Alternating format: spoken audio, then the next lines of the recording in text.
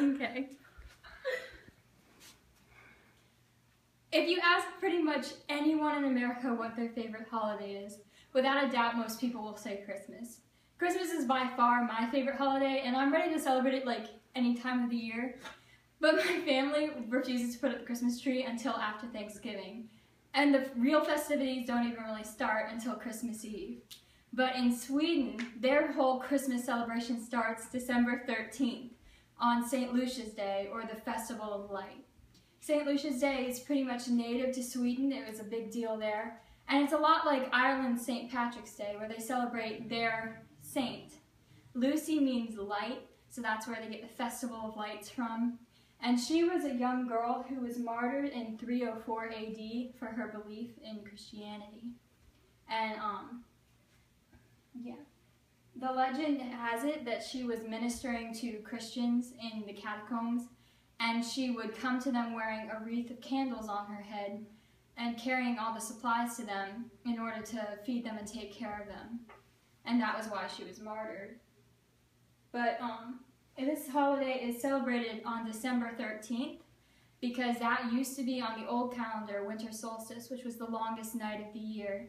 And because they were so superstitious back then in Sweden, they believed that that was the night that all the demons and all the fairies and everything evil would come out that night and spend the whole night wreaking havoc on the world. So they believed that the next morning everyone needed to eat like twice as much as they would before. So they would start out with a huge breakfast, and this started the feasting.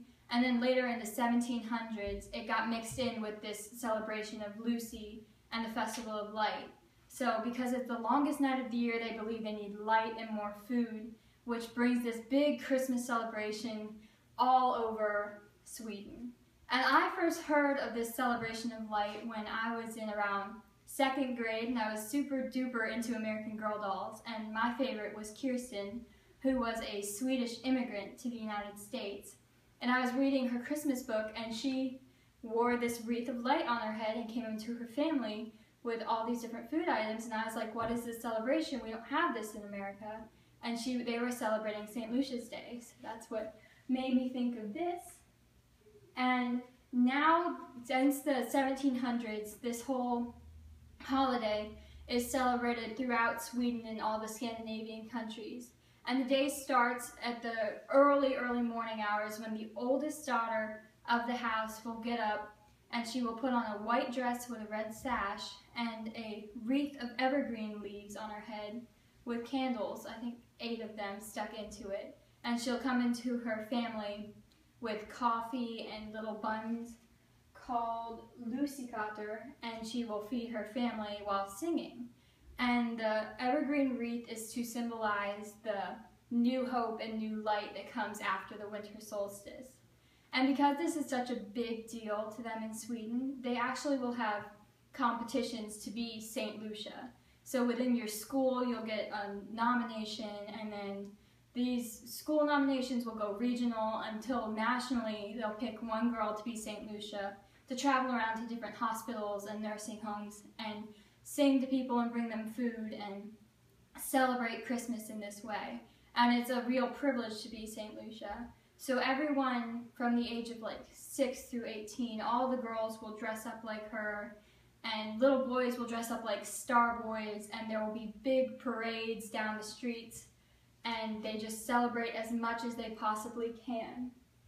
And although this holiday is not well known in the US, it's one of the biggest celebrations in Scandinavia.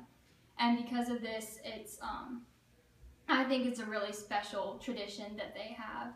Seeing it go from just a young girl in the possibly in the catacombs, bringing presents and food and supplies to Christians who were in hiding, to now this nationwide celebration of light after the darkest night of the year, is something really incredible. And I just think that's such a wonderful illustration of how the power of God can move in mysterious ways, and how they celebrate the light coming to the world before Christmas. And so that's what excites me. And while it's not known in the US, it is celebrated. There are many Orthodox churches in the US that celebrate this, with a lot of Swedish immigrants that have come in, much like Kirsten, my American Girl doll. And I think that this blend of cultures and traditions have created this beautiful holiday, and I would like to celebrate it this year, except I don't really want to get up that early, but I love the idea of the candles and the beautiful white dress and the ushering in of the light into the new year. So thank you for listening to my speech.